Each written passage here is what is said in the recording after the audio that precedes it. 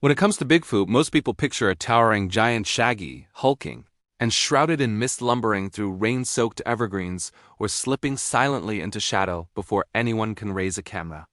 The mythology is well-worn. Plaster casts of enormous footprints, grainy photographs from decades past, whispered stories traded between hunters and hikers. The very idea of this creature has long stood as a totem for the unknown, a reminder that the wild still harbors secrets we may never fully grasp. But what if the most compelling evidence for Bigfoot wasn't a blurry image or an oversized track pressed into soft earth? What if the real turning point wasn't about the adult at all? The unsettling question comes when we imagine something smaller, much smaller. A discovery that isn't about sheer size or brute mystery, but vulnerability, fragility, and the kind of truth that destabilizes us at our core. What would it mean if a Bigfoot infant were found? Not a rumor, not a shadowy movement in a tree line, but undeniable. Flesh and blood presence, eyes blinking against the light. A whimper small enough to fit in the palm of your awareness, yet large enough to transform our idea of reality overnight. The very thought unsettles because it moves us from the realm of the distant myth to the realm of the immediate and the intimate. An adult Bigfoot remains a legend walking at the edges of civilization, but an infant helpless, dependent would demand a moral reckoning. How would we care for it? Should we? Would science rush to claim it, or would people fight to return it back to whatever life it came from? I imagine the first moments of such a discovery unfolding not in the chorus of television headlines, but in the hushed breathing of the person who stumbled upon it. Perhaps it's a forestry researcher checking weather gauges deep in the Olympic Peninsula. The air is damp, the ground slick with a morning's rain. They follow a faint rustle into a clearing, expecting to surprise a deer or startle a raccoon. Instead, they find a small mound of matted fur, no bigger than a human infant, trembling with life. The creature's eyes, impossibly dark yet glinting with intelligence, lock on theirs. In that instant, all the world's debates about whether Bigfoot exists evaporate, replaced by the only question that matters: what now? That's when the story leaves the realm of folklore and becomes one of responsibility. Each choice from that moment forward would echo well beyond the individual holding the infant. A single photograph could ignite a frenzy. A single phone call could summon a storm of drones, labs, and laboratories itching to catalog something new.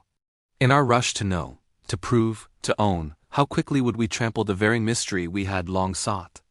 The unsettling part isn't the proof, it's the implication. A living infant means a living population. It means family somewhere out there, searching, grieving, or perhaps watching from just beyond the fringe of vision. It means that if Bigfoot exists, it is not the solitary giant of our campfire stories, but part of a community, a species with its own instincts, traditions, and perhaps language. And it means something else, too. If we could stumble upon a young one, so could anyone else, people with curiosity in their hearts or greed? Would we become protectors or captors? Would this be the moment humanity steps into a new age of respect for the unknown? Or the moment we repeat old mistakes, turning a living being into a specimen, a commodity, a spectacle?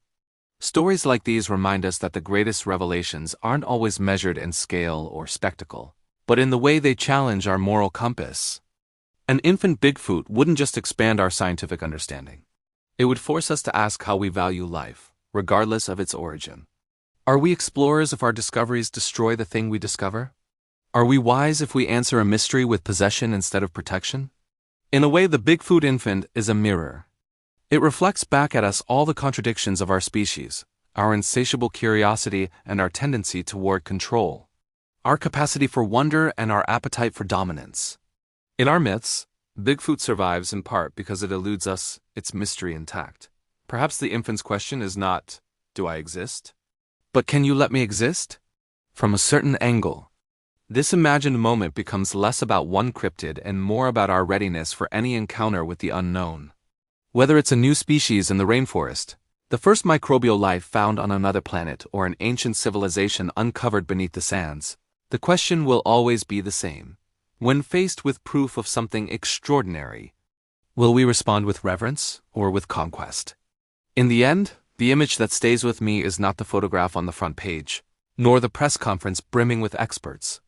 It's the quiet scene in the clearing, a human kneeling in the wet grass, hands outstretched, and a creature trembling, strange and alive, whose future depends entirely on what happens next. There is no audience yet, no official record, no roaring debate. Just two beings meeting across the gap between worlds. If that day ever came, perhaps the most astonishing thing wouldn't be that Bigfoot exists, but that in the presence of such a fragile truth, we found the strength to be gentle. If you'd like, I can also help you expand this into a multi-chapter short story exploring what happens next, detailing the discovery, the ethical debates, and the personal journey of the discoverer. Would you like me to do that?